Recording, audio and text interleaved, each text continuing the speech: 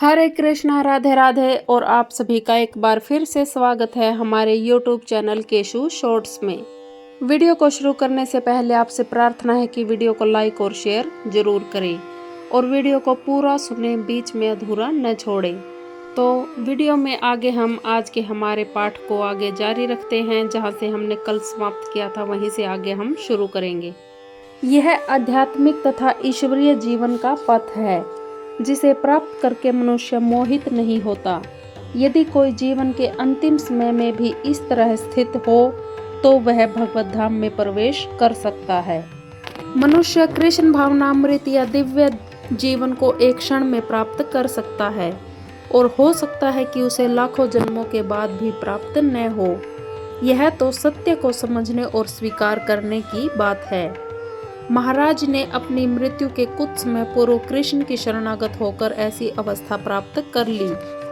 कृष्ण भावनामृत के विकास से मनुष्य जान सकता है कि प्रत्येक वस्तु का उपयोग भगवान की सेवा के लिए किया जा सकता है। जो कृष्ण भावनामृत के ज्ञान से रहित है वे कृत्रिम ढंग से भौतिक विषयों से बचने का प्रयास करते हैं। फलत वे भवबंधन से मोक्ष की कामना करते हुए भी वैराग्य की चरम अवस्था को प्राप्त नहीं कर पाते। उनका तथाकथित वैराग्य गौण कहलाता है। इसके विपरीत कृष्ण भावना भावित व्यक्ति जानता है कि प्रत्येक वस्तु का उपयोग भगवान की सेवा में किस प्रकार किया जाए। वह भौतिक चेतना का शिकार नहीं होता। उदाहरण, निर्विशेषवादी होने के अनुसार भगवान निराकार होने के कारण भोजन नहीं कर सकते। वह अच्छे खाद्यों से बचता रहता है। किंतु भक्त जानता है कि कृष्ण परम भोक्ता है और भक्ति पूर्वक उन पर भी जो भी भेंट चढ़ाई जाती है उसे वे खाते हैं। अतः भगवान को अच्छा भोजन चढ़ाने के बाद भक्त प्रसाद ग्रहण करता है। इस प्रकार हर वस्तु प्राणवान हो जाती है और अध्यापतन का कोई संकट नहीं रहता। भक्त कृष्ण भावनामृत में रहकर प्रसाद ग्रहण करता है, जबकि अभक्त इसे पदार्थ के रूप में तिरस्कारित कर देता है। निर्विशेषवादी अपने कृत्रिम त्याग के कारण जीवन को भोग नहीं पाता और यही कारण है कि मन के थोड़े से विचलन से वह भवकूप में पुनः आ गिरता है। कहा जाता है कि मुक्ति के स्तर तक पहुंच जाने पर भी ऐसा जीव नीचे गिर जाता है क्योंकि उसे भक्ति का कोई आश्रय नहीं मिलता। किंतु समस्त राग एवं द्वेष से मुक्त, अपनी इंद्रियों को संयम तथा वश में करने में समर्थ व्यक्ति भगवान की पूर्ण कृपा प्राप्त कर सकता है। यह पहले ही बताया जा चुका है कि कृत्रिम विधि से इंद्रियों पर बाह्य रूप से नियंत्रण किया जा सकता है, किंतु जब तक इंद्रियां भगवान की दिव्य सेवा में नहीं लगाई जाती तब तक नीचे गिरने की संभावना बनी रहती है। पूर्णतः कृष्ण भावना भावित व्यक्ति ऊपर से विषय स्तर पर क्यों न दिखे, किंतु कृष्ण भावना भावित होने से वह विषय कर्मों में आसक्त नहीं होता। उसका एकमात्र उद्देश्य तो कृष्ण को प्रसन्न करना रहता है, अन्य कुछ नहीं। वह समस्त आसक्ति तथा विरक्ति से मुक्त होता है। कृष्ण की इच्छा होने पर भक्त सामान्यतः अवांछित कार्य भी कर सकता है, किंतु यदि कृष्ण की इच्छा नहीं है तो वह उस कार्य को भी नहीं करेगा जिसे वह सामान्य रूप से अपने लिए करता हो। कर्म करना या न करना उसके वश में रहता है, क्योंकि वह केवल कृष्ण के निर्देश के अनुसार ही कार्य करता है। यही चेतना भगवान की अहतकी कृपा है, जिसकी प्राप्ति भक्त को इंद्रियों में आसक्त होते हुए भी हो सकती है। जो कृष्ण भावनामृत में परमेश्वर से संबंधित नहीं है उसकी न तो बुद्धि दिव्य होती है न ही मन स्थिर होता है, जिसके बिना शांति की कोई संभावना नहीं है। शांति के बिना सुख भी कैसे हो सकता है। कृष्ण भावना भावित हुए बिना शांति की कोई संभावना नहीं हो सकती। जब मनुष्य यह समझ लेता है कि कृष्ण ही यज्ञ तथा तपस्या के उत्तम फलों के एकमात्र भोक्ता हैं और समस्त ब्रह्मांड के स्वामी हैं तथा वे समस्त जीवों के असली मित्र हैं, तभी उसे वास्तविक शांति मिल सकती है। यदि कोई कृष्ण भावना भावित नहीं है तो उसके मन का कोई अंतिम लक्ष्य नहीं हो सकता। मन की चंचलता का एकमात्र कारण अंतिम लक्ष्य का अभाव है। जब मनुष्य को यह पता चल जाता है कि कृष्ण ही भोक्ता, स्वामी तथा सबके मित्र है, तो स्थिर चित होकर शांति का अनुभव किया जा सकता है। अतएव जो कृष्ण से संबंध न रखकर कार्य में लगा रहता है, वह निश्चय ही सदा दुखी और अशांत रहेगा, भले ही वह जीवन में शांति तथा आध्यात्मिक उन्नति का कितना ही दिखावा क्यों न करे। कृष्ण भावनामृत स्वयं प्रकट होने वाली शांतिमयी अवस्था है, जिसकी प्राप्ति कृष्ण के संबंध से ही हो सकती है। जिस प्रकार पानी में तैरती नाव को प्रचंड वायु दूर बहा कर ले जाती है, उसी प्रकार विचरणशील इंद्रियों में से कोई एक जिस पर मन निरंतर लगा रहता है, मनुष्य की बुद्धि को हर लेती है।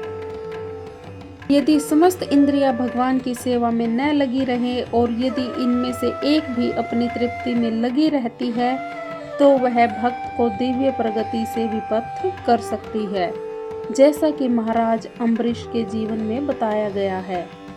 समस्त इंद्रियों को कृष्ण भावनामृत में लगा रहना चाहिए और मन को वश में करने की यही सही विधि है।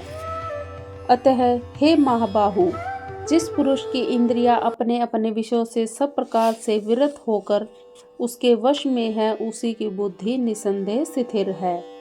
कृष्ण भावनामृत के द्वारा यह सारी इंद्रियों को भगवान की दिव्य प्रेमा भक्ति में लगाकर इंद्रिय तृप्ति की बलवती शक्तियों को दमित किया जा सकता है। जिस प्रकार शत्रुओं का दमन श्रेष्ठ सेना द्वारा किया जाता है, उसी प्रकार इंद्रियों का दमन किसी मानवीय प्रयास के द्वारा नहीं, अपितु उन्हें भगवान की सेवा में लगाए रखकर किया जा सकता है। जो व्यक्ति यह हृदयगम कर लेता है कि कृष्ण भावनामृत के द्वारा बुद्धि स्थिर होती है और इस कला का अभ्यास प्रमाणिक गुरु के पथ प्रदर्शन में करता है, वह साधक या मोक्ष का अधिकारी कहलाता है। जो सब जीवों के लिए ये रात्रि है, वह आत्म संयमी के जागने का समय है, और जो समस्त जीवों के जागने का समय है, वह आत्म निरीक्षक मुनि के लिए रात्रि है। बुद्धिमान मनुष्यों की दो श्रेणियां हैं।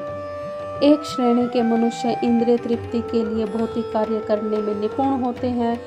दूसरी श्रेणी के मनुष्य आत्म निरीक्षक हैं, जो आत्म साक्षात्कार के अनुशीलन के लिए जागते हैं। विचारवान पुरुषों या आत्म निरीक्षक मुनि के कार्य भौतिकता में लीन पुरुषों के लिए रात्रि के समान हैं। भौतिकतावादी व्यक्ति ऐसी रात्रि में अनभिज्ञता के कारण आत्म साक्षात्कार के प्रति सोए रहते हैं। आत्म निरीक्षक मुनि भौतिकतावादी पुरुषों की रात्रि में जागे रहते हैं। मुनि को आध्यात्मिक अनुशीलन की कर्मिक उन्नति में दिव्य आनंद का अनुभव होता है, किंतु भौतिकतावादी कार्यों में लगा व्यक्ति आत्म साक्षात्कार के प्रति सोया रहकर अनेक प्रकार के इंद्रिय सुखों का सौपन देखता है और उसी सुप्तावस्था में कभी सुख तो कभी दुख का अनुभव करता है। आत्म निरीक्षक मनुष्य भौतिक सुख या दुख के प्रति अन्यमनस्क रहता है। वह भौतिक घातों से अविचलित रहकर आत्म साक्षात्कार के कार्यों में लगा रहता है।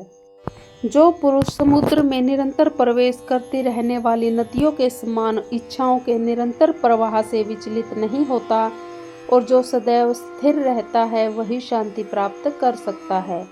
वह नहीं जो ऐसी इच्छाओं को तुष्ट करने की चेष्टा करता हो। यद्यपि विशाल सागर में सदैव जल रहता है, किंतु वर्षा ऋतु में विशेषतः यह अधिकाधिक जल से भरता जाता है, तो भी सागर उतने पर ही स्थिर रहता है। न तो वह विशुद्ध होता है और न तट की सीमा का उल्लंघन करता है। यही स्थिति कृष्ण भावना भावित व्यक्ति की है।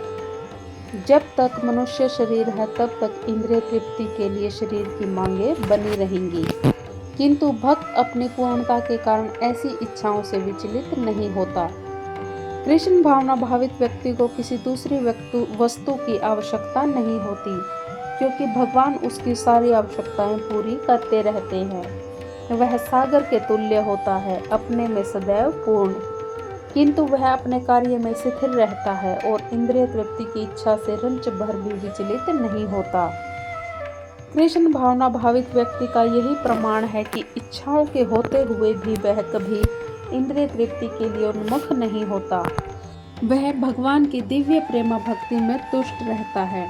वह समुद्र की भांति स्थिर रहकर पूर्ण शांति का आनंद उठा सकता है।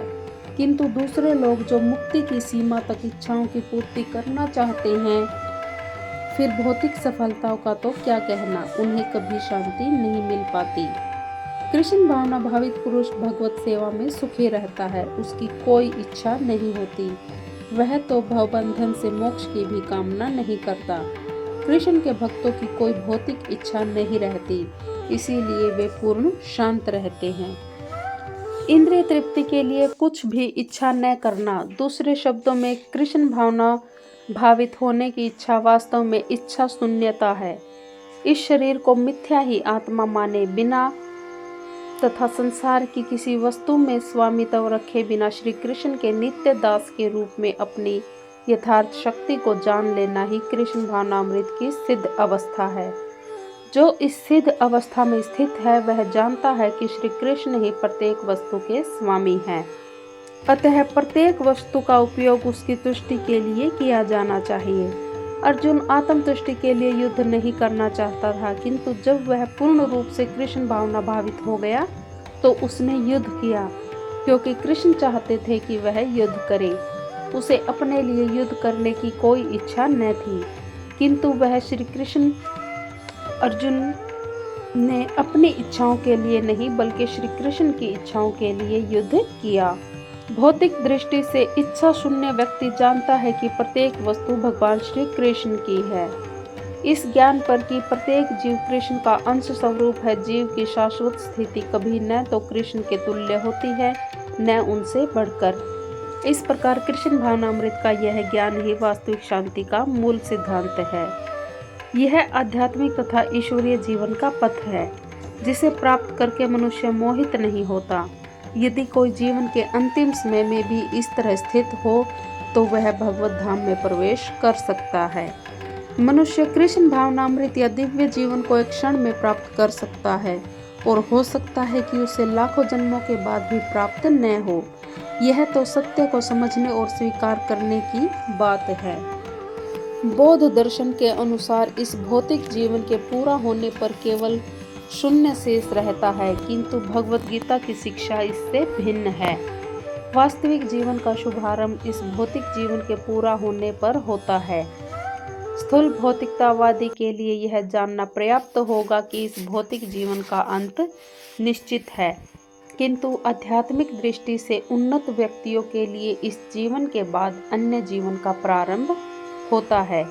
इस जीवन का अंत होने के पूर्व यदि कोई कृष्ण भावना भावित हो जाए तो उसे तुरंत ब्रह्म निर्वाण अवस्था प्राप्त हो जाती है।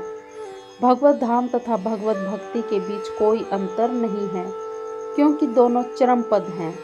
भगवान की दिव्य प्रेमा भक्ति में व्यस्त रहने का अर्थ है भगवत धाम को प्राप्त करना। भौतिक जगत में इंद्रिय तृप्ति के विषयक कार्य होते हैं और आध्यात्मिक जगत में कृष्ण भावनामृत विषयक। इसी जीवन में कृष्ण भावनामृत की प्राप्ति तत्काल ब्रह्म प्राप्ति के जैसी है। जो कृष्ण भावनामृत में स्थिर होता है वह निश्चित रूप से पहले ही भगवत धाम में प्रवेश कर चुका होता है। ब्रह्म तथा भौतिक पदार्थ एक दूसरे से सर्वथा विपरीत हैं। ब्रह्म स्थिति का अर्थ है भौतिक कार्यों के पद पर न होना। भगवत गीता में भगवत भक्ति को मुक्त अवस्था माना गया है। श्री भक्ति विनोद ठाकुर ने भगवत गीता के इस द्वितीय अध्याय को संपूर्ण ग्रंथ के विषय के रूप में संक्षिप्त किया है। भगवत गीता के प्रतिपाद्य है कर्म योग, ज्ञान योग तथा भक्ति योग। इस द्वितीय अध्याय में कर्म योग तथा ज्ञान योग की स्पष्ट व्याख्या हुई है एवं भक्ति योग की भी झांकी दे दी गई है। इस प्रकार श्रीमद् भगवत गीता के दूसरे अध्याय गीता का सार का भक्ति वेदांत तात्पर्य पूर्ण हुआ। अगर आपको वीडियो पसंद आई हो तो वीडियो को लाइक और शेयर जरूर करें, और अपने घर में बड़े बुजुर्गों को और बच्चों को भी श्रीमद् भागवत गीता का पाठ जरूर सुनाएं। उनको हमारे पवित्र ग्रंथ श्रीमद् भागवत गीता के महत्व के बारे में बताएं।